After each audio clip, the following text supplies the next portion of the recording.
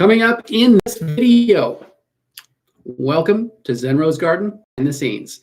Today we're going to be talking about intuition or paranoia, rational decision making, and developing intuition. Join us this lovely afternoon or whatever time it is. Join us now.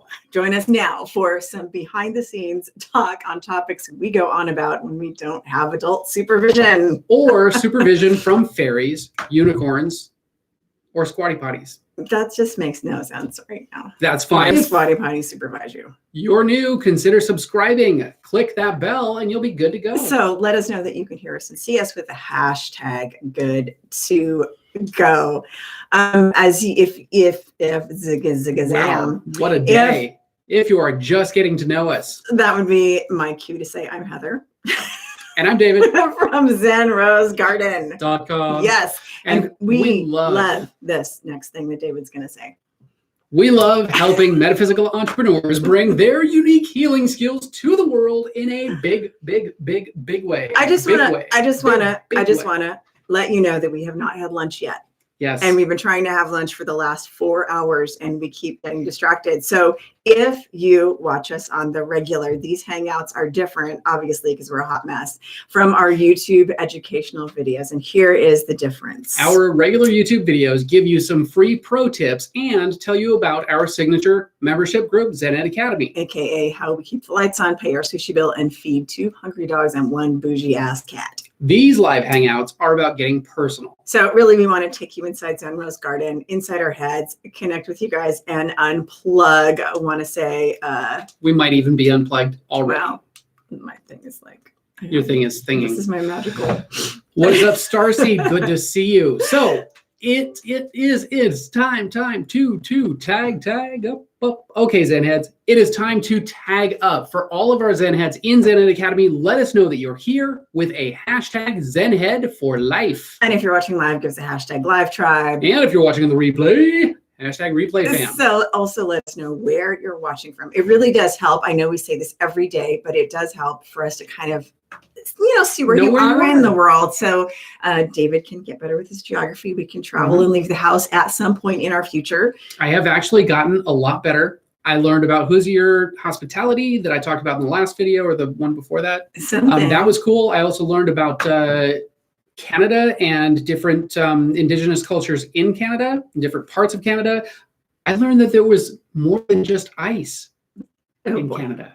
I think there's Chelsea Marchand in Canada. There is art in Canada. She's farming right now on the combine. So we got to talking about this morning's live that we did on YouTube and everywhere, on ghosts and freaking out about spiritual phenomena or supernatural phenomena.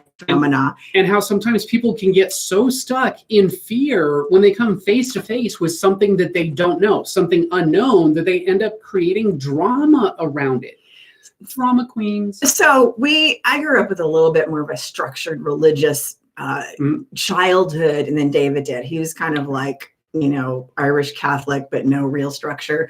But then we started talking about... Can you notice? Yeah, does it show? So then we started talking about different disciplines, of which I had a lot, growing up, that people use in different systems, creating their fear and to create spiritual force.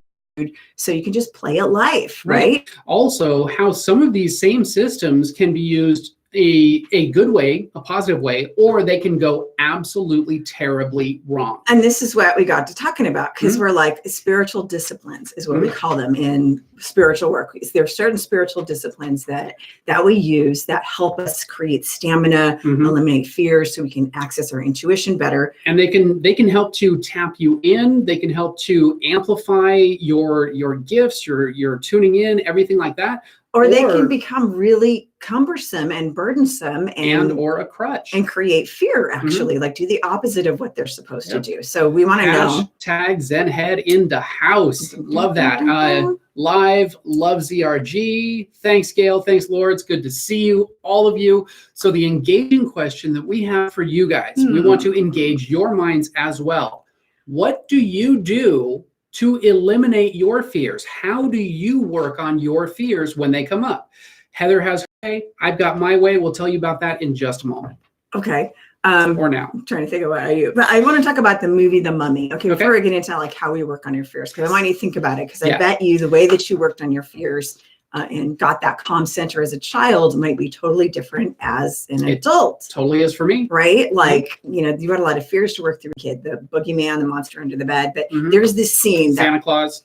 We were talking about the movie The Mummy, the first one with Brendan Fraser, way back in the day. Let us know if you know the movie. And he's got this Egyptian dude that's with him, and he's his guide, and he's got like the Egyptian guide that's like taking him through the tombs, comes face to face with the mummy. The mummy's coming to get him, and he's wearing all these religious protective icons around on the guide, chain. Not the mummy. Yeah, the mummy's not wearing anything except for toilet paper. So he's wearing toilet paper. So he's wearing all these religious protective icons, and he's trying to find the right one to fend off the mummy. He's like, and he's trying to say the right prayer. So he pulls a couple off and like throws them at him, and they don't work. And he's like, did he? I think so. I don't remember exactly what he did. David might be totally making that up. It might be a different movie. But he's fumbling and he's terrified. He can't find the right one. So he's hedging his bets with all these icons because he is so fearful, right?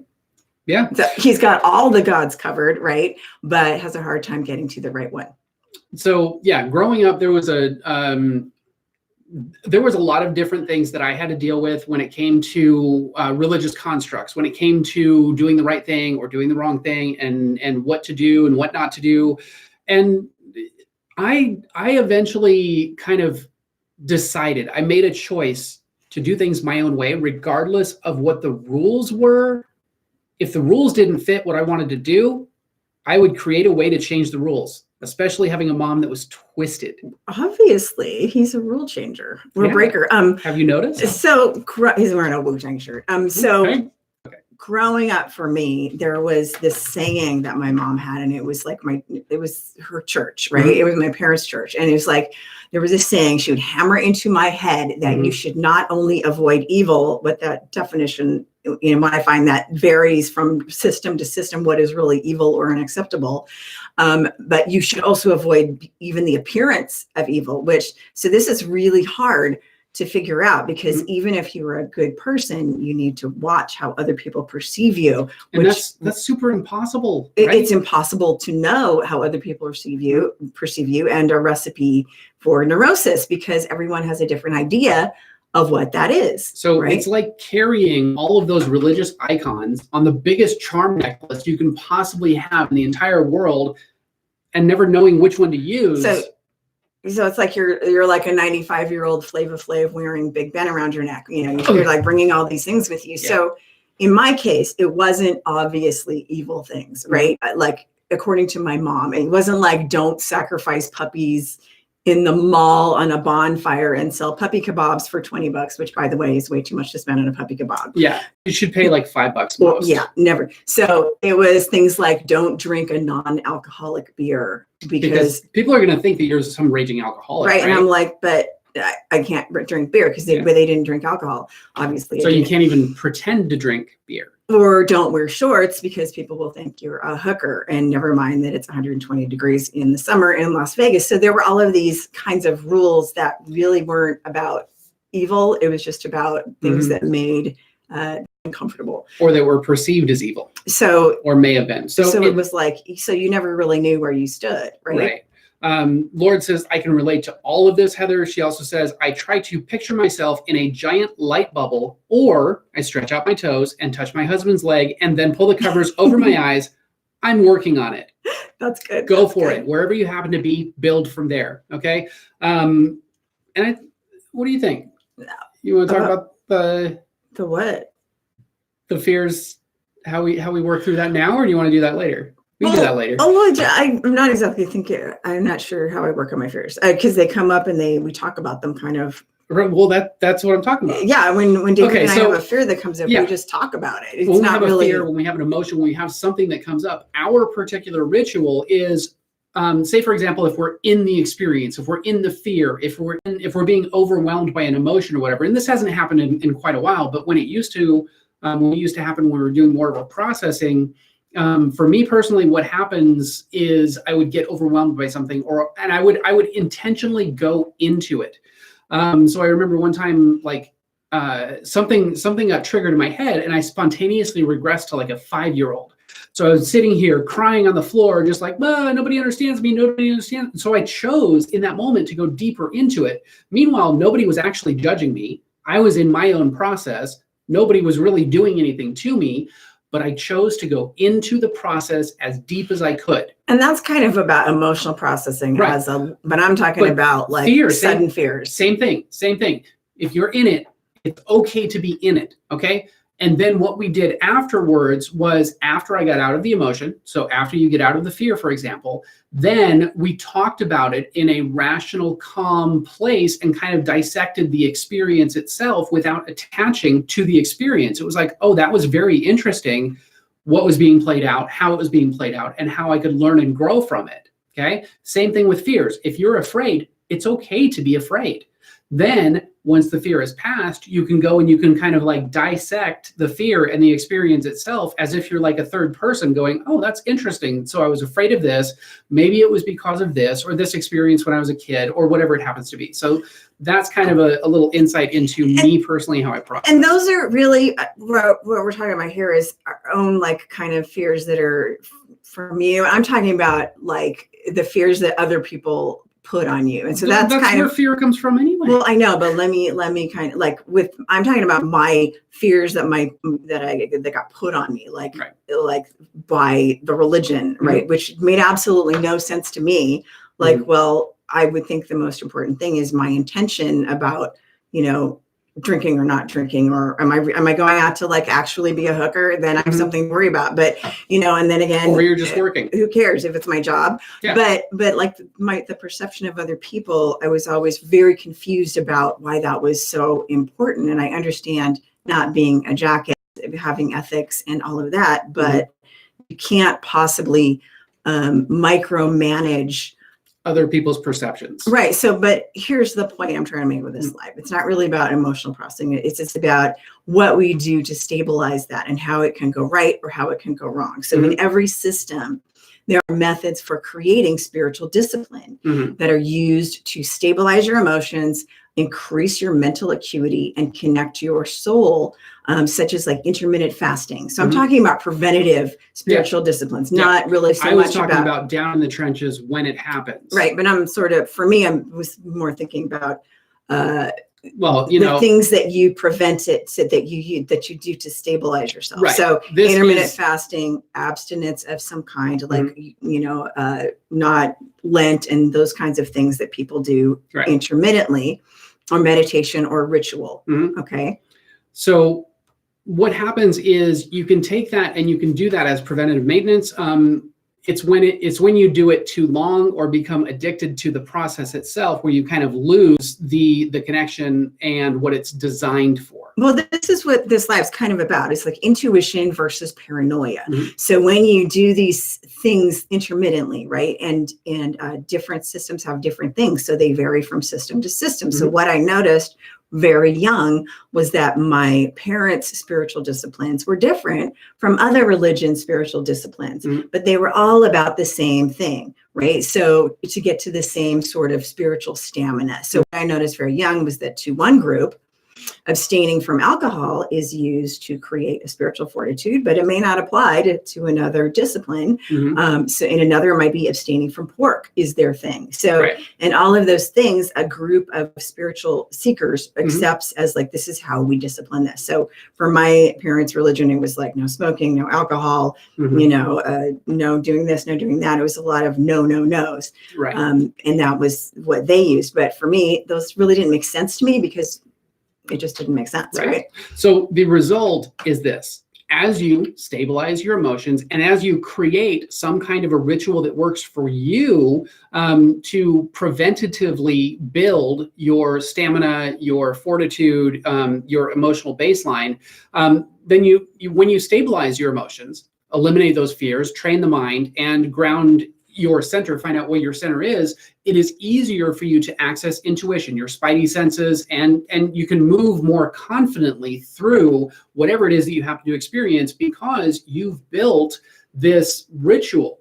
Okay, this thing that allows your mind to access more clearly the different parts of mind, so they're working together instead of battling each other. For me, in my experience, when I was talking about the emotion that I went through, what I have chosen to do as my spiritual discipline is when I get triggered, I use that as a moment of basic meditation where I'm in the middle of it and observing it at the same time. Okay, so that's kind of one of the rituals that I have chosen to create while I'm in the middle of something, so that whenever it happens, fantastic, there's an opportunity for me to do my practice. Well, it's kind of great. It's multitasking because you Yes. like meditate and process at the same time, which happens in meditation. So basically, the hardest thing to control is yourself. You can't control other people. You go crazy trying to do that. Like in my mom's idea, you have to make sure that it perceives you the right way. But the hardest thing to control is yourself. Right. So when you master that, everything else becomes a walk in the park. Unless it's midnight and there are drug dealers in the park. Unless you're the drug dealer, then you're just working, my bad.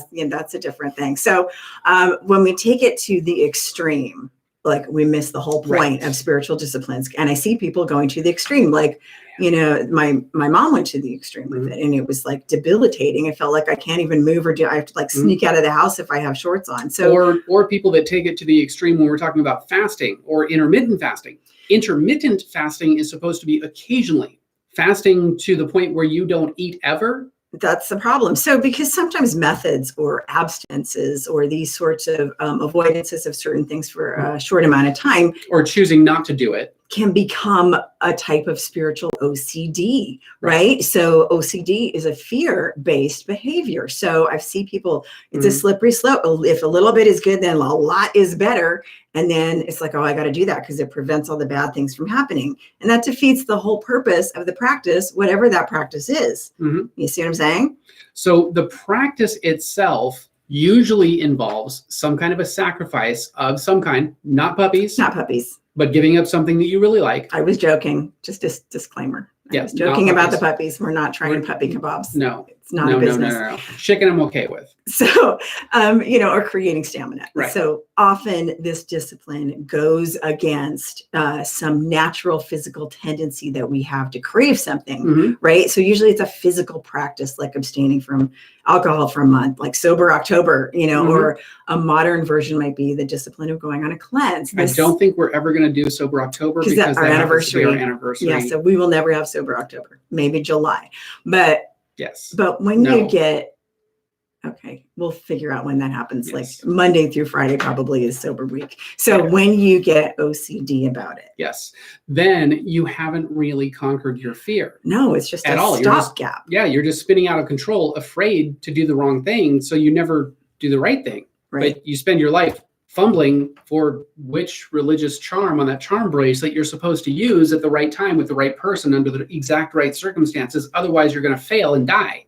So you see this kind of religious paranoia or, paranoia about, raise your hand if you have a relative that, shows this. But what happens is I do see this kind of getting in the way of relationships. Yes. So that's when it can be very damaging. I know that when you put the ritual before the person. Right.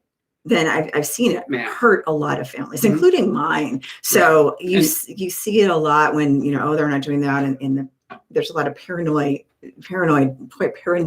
in there. Yes. It's not intuition. It's fear. Yeah. And that's that paranoia.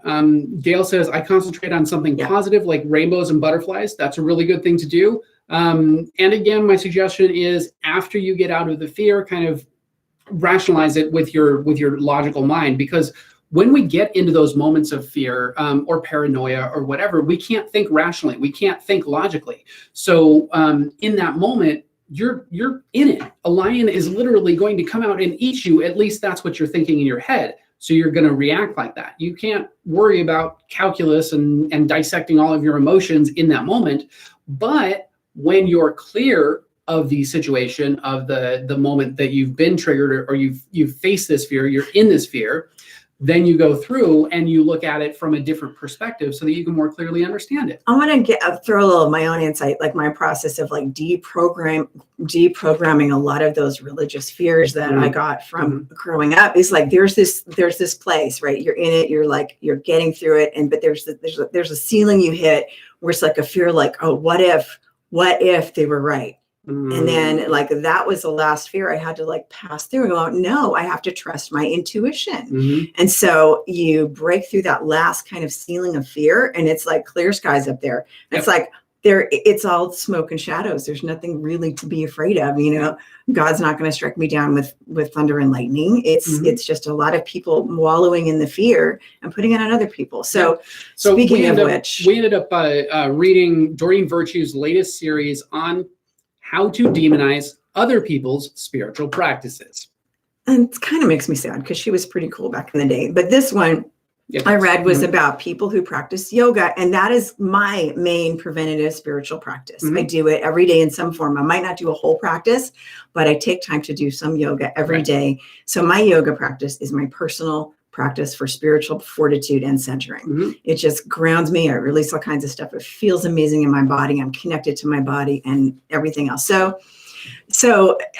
it's how I keep going. I recharge my battery, take a moment each day to check my connections, right? So the comments there were that each pose is a different pose to a pagan god. It is satanic, and we need to stop. And here I thought it was all about stretching all these years. So it got me thinking back. This is what started this whole conversation. So thank you, Doreen. It got me thinking back to that bit my mom drilled into my head about. It was a drill bit. It was about the appearance of evil. And she was fine with yoga, by the way. So see, like one person's evil is another person's stretching practice. So it's not like killing puppies, it's yoga. So, and your mom was uber Christian too. My mom was uber Christian. And as long as I wasn't going to start chanting and levitating, she was fine with it. She was like, it's great exercise. Right. And she even bought me my first yoga book at the grocery store when you got those little Dell pocket books in the checkout by the gum with all the poses in it. So first of all, Hinduism is not technically a pagan religion. So let's get it straight before we start bagging on people's religions, because Hinduism is not technically pagan. So here's because my theology geek has got to come out whenever somebody says something that is not well informed or educated. So it's a henotheistic religion, which means that even though there are multiple gods and goddesses, all of them are expressions and incarnations, because you know how big Hinduism is on they're incarnations of the one source God, Brahma. Just going to leave that right there. Can't we all just get along? Before you start bagging on people's religions, find out what the religion is. Yeah. Just saying. Yeah. So this is really no way to live without fear. I mean, you can't live without fear, right? Right. Because you're always going to be in fear that you're going to offend God. So don't do anything. Right. Okay? So just stop living. I can't do my yoga now because I might offend God. So I'm not sure with that. So it just reminded me so much of those religious paranoid conversations with my mom. And like, well, why can't I do that? I'm not actually drinking a beer. I'm drinking a non-alcoholic beer. If you're stuck too deep into the disciplines, there's no fun in life. So like I said, unless you're selling puppy kebabs at the mall, you're going to have a problem with me, number one, because I love puppies. So to me, this didn't make sense that you're going to offend God or make God upset. Because I was like, this doesn't make sense if God is beyond ego, if God is enlightened and been around for a while, right? Because he's probably not offended. He's mastered his emotions, I would think, So these were just some thoughts that we had, and none of this adult logic is going to make any sense, especially to a kid who knows. And basically, to me, every time that I hear Heather talking about her childhood and like all of these things that she was told, and she's like, but that doesn't make any sense. And it's like the wisdom of a child right there, right? I think I was probably a problem child with problem or prodigy. I don't know. But I'm also pretty sure that I accidentally fell off some Vulcan spaceship back in the day and got exchanged in the hospital. So isn't that more UK? It's still up in the air in the hospital. Hospital. Okay. So I'm just total Gemini side note. Because you have a UK brother. I do have a UK brother. Let's bring it there. But I love, in America, we say the hospital. Whenever we talk about, I have to go to the hospital. I just got back from the hospital. But the UK and in the UK and the Aussies say, I just got back from hospital. I had to go to hospital. It's like they take the out, and I think it's really charming. Like you UK Aussie people don't even realize how cute it is, but I don't know. That's just a little quirk that I like it when you talk. So, but it got me to thinking. This whole thing got me to thinking that what people were really saying was really more a reflection of their personal fears projected out onto their idea of God. God's going to be mad. God's going to be mad, right? And that's a lot of pressure, number one. So I want to know from you guys, what kind of spiritual disciplines or spiritual practices do you find people getting too caught up in? Okay, let us know in the comments. Any spiritual discipline or practice that is supposed to open you up that ends up getting people too narrow-minded or too constricted. Oh, here's what I also see with a lot of our clients and students that come in. They'll have very rigid things they bring from some other discipline. Like my last teacher said, I had to like put this way and do this grid this way and do this way and do this way, or it doesn't work. And I'm like, that's so rigid. How does it work for you? You know, try this and this. You know, what's right is what's right for you, and how you put it together for you. Because it's just all about you, boo. It's your life. So Lord says service every Sunday. Okay. And my question there is, how did that become debilitating? How did that become something that that didn't work or became too rigid or constricting? We had 4 hours of church, like 3 hours of church every Sunday. That was like, that to me is at the end of the day, I'm like, can I just like take a nap? So I mean, my thing was the sit, stand, kneel when we would go to church. And that to me was like, okay, why are we doing this? We didn't sit, stand, kneel in my church. We were too You were tired. just there for 5 hours, 12 hours. We were just taking naps with our eyes open. Okay, so you guys would be in church like in a week. How many hours would you spend in church or doing church things? Well, we had a lot of church like during the week. So, I mean, it was like church. It was, I think they had so much church to keep kids out of trouble. Right. Which made us want to sneak off because I did that a lot. So. Right. So basically your church, would you say like 10 to 20 hours a week? It was of church-related activity? Yeah, I would say like half of the week. 10 to 20 hours a week. That is a part-time job, almost bordering on a full-time job. We definitely couldn't do much else. So yeah, that's tough. But anyway, these are just a few deep thoughts, because I know a lot of people out there, and a lot of our clients come in with a lot of religious fears, and a lot of things that aren't even reflective of what a good person they are. So when it boils down to it, if you want to look at wisdom literature, when they asked the golden rule, it was like, do unto others as you would have them do to you. Don't be a tool. Just be a nice person. Don't be an asshole, right? Like that's kind of your base guideline for, you know, do you have addictions? Are you being mean to yourself? And that includes do to yourself the way that you would like to be treated, which means don't talk shit to yourself. Right? Stop shitting on yourself. So Lord says, I got more caught up in the nerves of not making it and the ritual aspect of it, that if something came up and I didn't make it, I would spend the whole week hoping I wouldn't die before confession. I know it sounds silly, but that was my fear. But there's nothing silly about that at all, especially when you've got it drilled into your head so deep that if you miss church, God is going to kill you. Well, the thing is, most of us are taught our religious beliefs before we're 8 years old, right? So a lot of us, our parents teach it to us. So it's really embedded as a program in our mind. So, you know, there's a lot of good stuff in the wisdom. There's a lot of universal wisdom and knowledge, but a lot of the rituals and the practices are kind of man-made, right? And so we become attached to the rituals and the practices as if those are the religion or the system itself or the connection itself. They're not the connection. They're a way to discipline you so that you can get to the connection. Right. And I think we were talking about yoga and talking about a kind of a consistency in practice, whatever that practice is. So going to church on Sunday, doing yoga every day. If you don't do yoga every day, then God is going to come down and smite you with a lightning rod. You know, it's the same thing. But there are people that get so caught up in their yoga practice that they feel bad when they don't do their practice instead of just picking up when they do have time to do it. So it's about like recognizing in your life where your spiritual practice is too OCD instead of like being in the flowing, right? In the knowing, like you might be a little too OCD instead of flowing in the knowing of it, you know, and you know when you need to take time out and to do some recharging. You know, I definitely know when I've skipped my yoga practice too much. I'm like, oh, I've been cheating. I need to just sit with myself and do it. Right. So, all right. So So that's what we got for you today. That's our little the tangent. random tangent of deep thoughts today. So remember that twice a week we are with our Zen Ed Academy members teaching the weekly lessons. So if you miss us, you'll know where we are. We are alive, and we will back it up.